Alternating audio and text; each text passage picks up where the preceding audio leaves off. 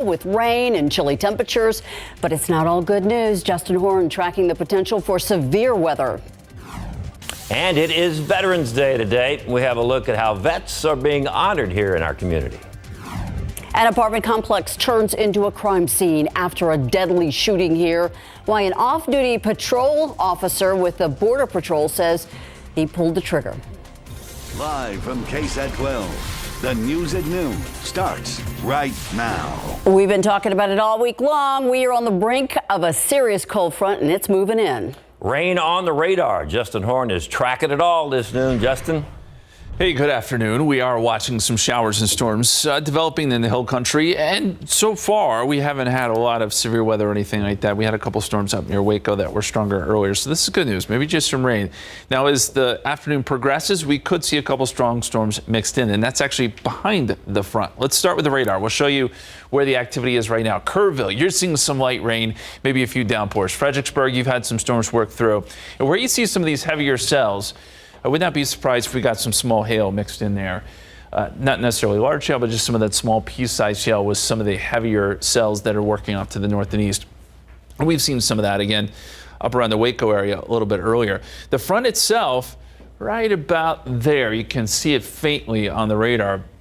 And that is quickly making its way south towards San Antonio. We've probably got another hour before we start to see some impacts here, but it is something we're watching, and it's beginning to make its way through Bernie. And as I mentioned, Kerrville, seeing some downpours coming through, and then some heavier stuff just off to your west with some lightning strikes showing up there. Comfort, Bernie, the rain on your doorstep, and it's beginning to work a little bit further south as this front makes its way south. Look at the temperature difference.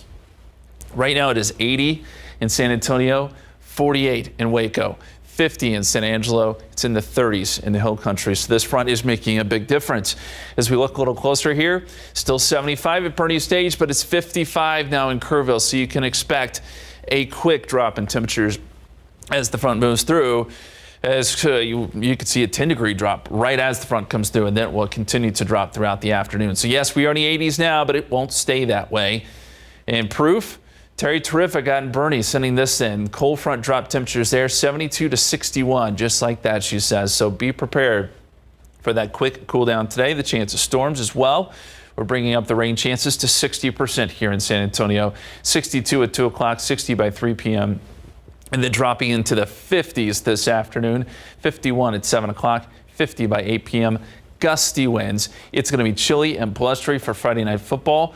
And we're talking wind chills tonight in the 30s potentially, and cold tomorrow morning. More on that in just a few minutes, guys. Thank you, Justin. An off-duty Border Patrol agent says he was trying to stop a crime when he had to shoot and kill a man. He told San Antonio police that that man, who he believes was breaking into cars, pointed a gun at him. The shooting happened at an apartment complex near Ingram and Highway 151. Katrina Weber tells us that she spoke with a man who found himself and his truck in the middle of all of it. They dusted all throughout the truck. Daylight is giving Brian Malott a whole new look at what happened in the dark right outside his window. He says burglars had their eyes and hands on his pickup, as he found out from a neighbor around 2 this morning. And he told me, he said, neighbor, someone was in your truck and come out quick. So I came out and he'd got one of them. According to San Antonio police, his neighbor, an off-duty Border Patrol agent, shot and killed a man who he says pointed a gun at him first. The agent says it happened when he caught that man and others breaking into cars at this apartment complex near Ingram Road and Highway 151. Afterward, police and federal agents spent hours investigating. Malott had to wait to check things out on his own. One of the things that Malott noticed was missing from his truck was his gun, which was in the center console. He believes that may be the weapon that the man allegedly pointed at the agent. The gun was laying here in a pool of blood. While he saw the shooting's aftermath, others woke up to the news later, surprised by it, but not by the break-ins. Walked up to the parking space and there's glass all over the floor, and then the car was gone. Matthew Rios says just yesterday morning, his entire car was stolen. There's definitely been a problem here. Neighbors say while there has been trouble, they never predicted this kind of outcome. Katrina Weber, KSAT 12 News. New details this noon in a crash investigation, and police are confirming that one of the drivers involved has now died. Officers tell us that a driver in a green SUV was going westbound on Loop 410 near Palo Alto. When he rear-ended another driver, it caused that green SUV to flip. The driver pronounced dead at the scene. It is not clear if the other driver was hurt. San Antonio police say a man was shot several times during a fight overnight. It happened just after midnight in the 1000 block of South Alamo. That's near downtown. Police say the fight started between two men. One of them pulled out a gun and shot the other one several times in the legs. The victim taken to the hospital in critical condition. Police were able to arrest the shooting suspect. San Antonio City Councilman Clayton Perry now booked and awaits his day in court next month for failure to stop and give information regarding his role in a head-on crash. That hit-and-run crash happened this past weekend, but an arrest warrant was not issued until yesterday. A Class B misdemeanor. It could result in 180 days in jail and a $2,000 fine. Perry said yesterday after he turned himself in that he will not resign his council seat. I got a lot of things to evaluate, and I'm going to evaluate everything and see where I'm at and what I should be doing, and been doing a lot of praying and trying to figure that out. Mayor Ron Nuremberg has called for Perry to resign if the account of his involvement in the hit and run are true. Meantime, San Antonio police releasing the responding officer's body camera video in the case. The clip starts with Perry on the ground in front of his home. In the video, Perry can be heard repeatedly refusing to take blame for the hit and run crash. You can see the entire video right now on KSAT.com. This Sunday, there will be a memorial for beloved San Antonio radio host Russell Rush. Russell was a radio host for 96.1 Now and a longtime friend of KSAT. He passed away last month after a long battle with T-cell lymphoma. The memorial will be at Techport area on Sunday. Doors will open at 2 p.m. and the memorial will begin at 3. His family has also set up a memorial website for him where fans can share their favorite memory of Russell. You can find that link on KSAT.com.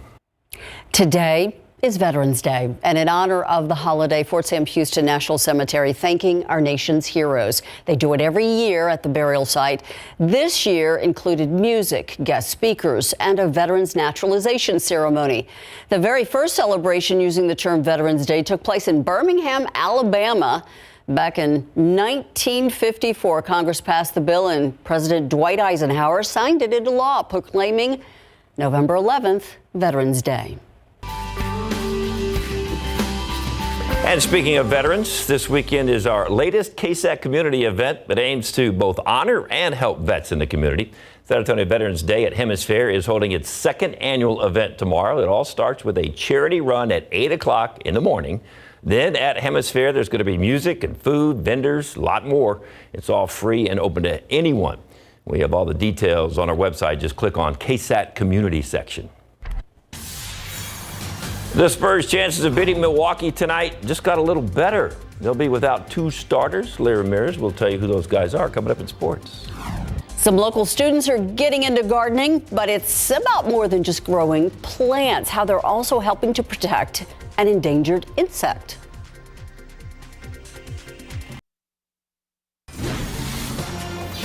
Next time you admire the beauty of a monarch butterfly, you might want to thank some local middle schoolers. They're trying to save this declining population. Tiffany Huertas explains why keeping these butterflies well fed along our major interstate is so important to our Earth. My favorite part would be learning about the monarchs and their migration routes. Students at Fenwick Academy spent Friday morning working on this garden for monarch butterflies. Butterflies are actually pollinators, and they help with the vegetation. We also create more vegetation for other pollinators. The school is working with the National Wildlife Federation's Monarch Heroes program to create this garden on campus. It provides the critical habitat components that monarchs need as they migrate through Texas. So the monarch butterflies travel and they migrate every year along the I-35 route, and because there's not a lot of vegetation on the route, the population has been slowly declining. They don't have places to eat or lay eggs, so the population can grow. Thanks to a $1,500 grant, students are learning about monarch butterflies and creating a safe space for them to rest. Our program are with the National Wildlife Federation. It's actually a 2-year program, so hopefully next year we get more grant money to grow the garden and just continue to build this project. 8th grade student Lauren Cordero is excited to continue learning about monarch butterflies. I can stand here and look at this and be proud of it because, I took a part of it. Tiffany Huertas, KSAT 12 News. Could use some rain, might get it. This is what we need. We need this thing to blow through, be done by kickoff. And they're happy to jump in a lot of rain and then just get out. Hey, you're asking for specifics. Exactly, of course. He's not asking for much. No, not at all. We're going to work on it. The front is on our doorstep. It is literally starting to move into Bexar County, and that's going to start to kick up some winds. It's going to bring some showers and storms into the forecast here over the next couple of hours, and we'll be here to let you know how this all evolves. The aquifer is holding steady today at 635.1. No change there. And in your pollen count, molds did jump up a bit. They're at 840 and moderate. Radar update coming your way.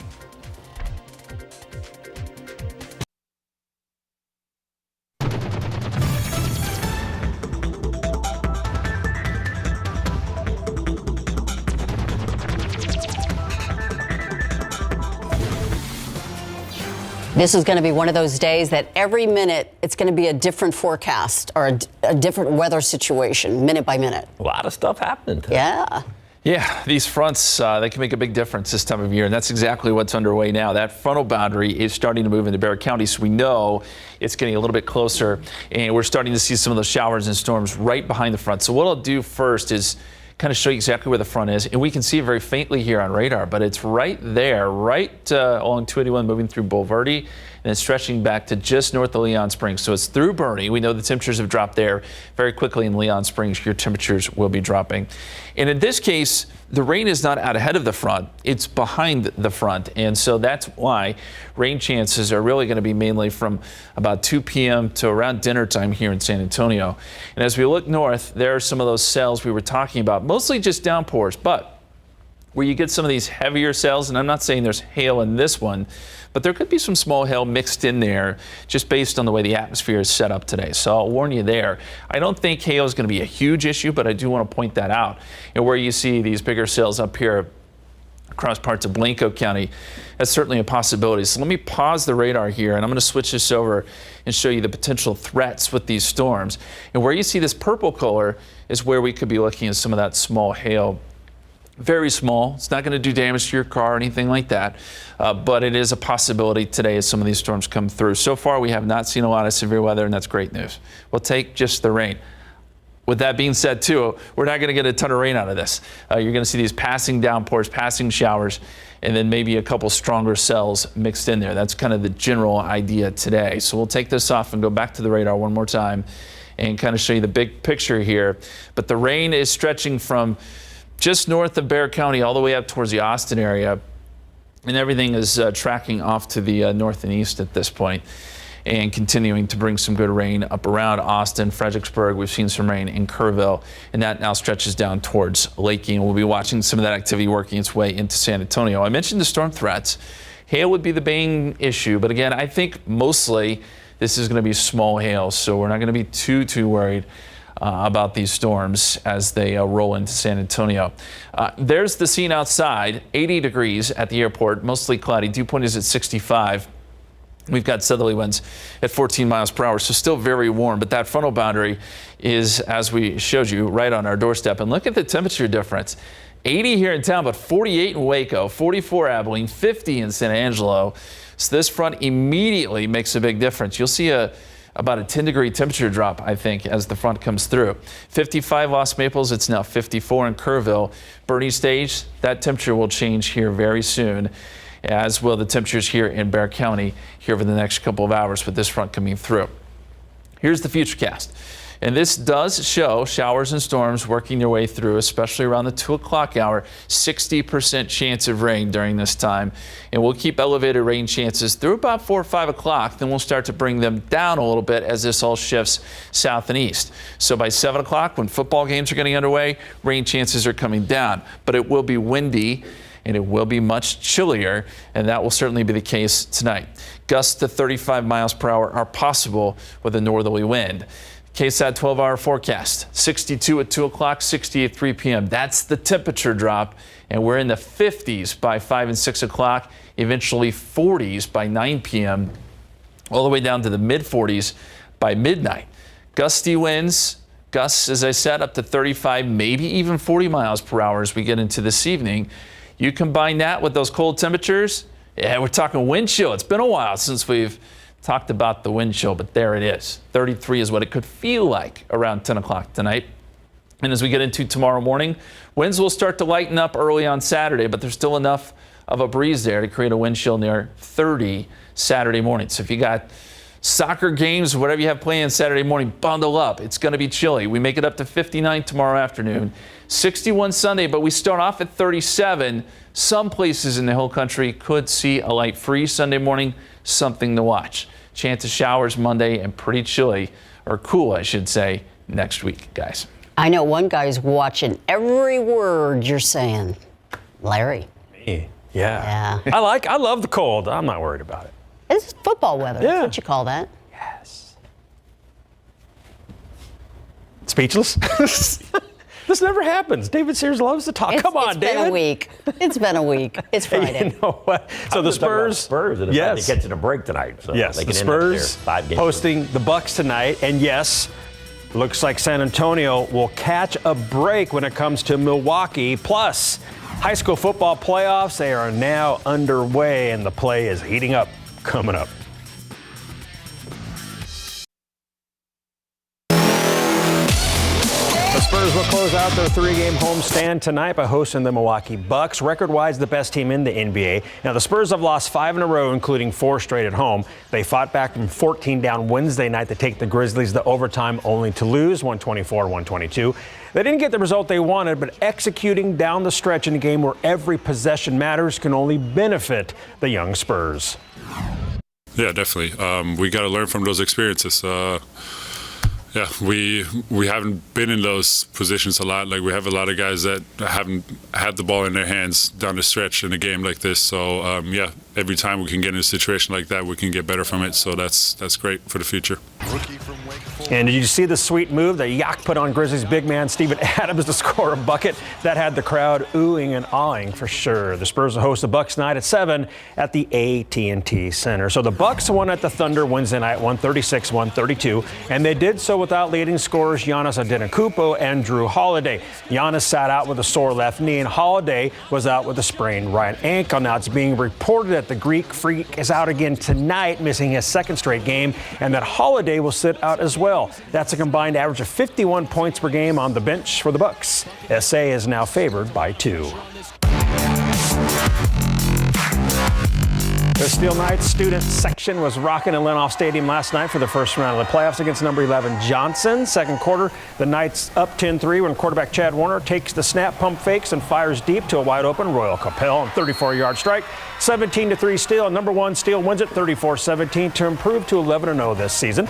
Churchill Chargers playing the Judson Rockets in the first round of the playoffs. First quarter, Rockets down 3-0 on the Churchill 23. Quarterback Elijah Favela, play action pass, steps up in the pocket. He finds Anthony Evans on the far sideline. He sprints to the end zone and nearly scores, but they call him down at the 1. Rockets cap it off when Nathaniel Stanley runs it in. They miss the extra point, 6-3 Rockets. No worries, though. Judson wins it 42-5. Over at Alamo Stadium, YMLA hosting Wimberley in the first round of the Class 4A postseason. First quarter, Lions kicking off after conceding a safety. Caden Heatley fields the ball around the 43-yard line. takes off right up the middle and weaves his way through the traffic for a 57-yard kickoff return for a touchdown. Extra point was good for a 23-0 lead in the final from the rock pile, 81-0 Wimberley. Stands are packed in Natalia to see Sabinal and Pettis in the Class 2A Division II playoffs. Yellow Jackets are up 28-0 in the second quarter. Quarterback Richard Gonzalez keeps it on the option, races around the corner to get to the sideline and gets knocked out at the 2 after picking up 25 yards. Yellow Jackets cap off the drive here when Israel Gonzalez goes right up the middle for the score, 35-0 Sabinal, and Sabinal wins 43-0 to stay undefeated. We will have more BGC postseason highlights coming up at 12:30. You're on a road trip tonight, right? Road trip tonight. Yep, Where you going? South side to start, then Southwest after that. And then we've got the big game tonight, live right here on KSAT 12. Reagan and Brambles. Glad I'm here. It's a Friday. Glad I'm here. You're working that day. Americans still feeling the effects of inflation, especially at the grocery store. But there is one industry where prices are actually going down. We'll take a look at the savings coming up. And there's a lot to talk about on the radar. You can see that cold front and that rain getting closer and closer to San Antonio. Justin Horn has got an update for us coming up right after the break.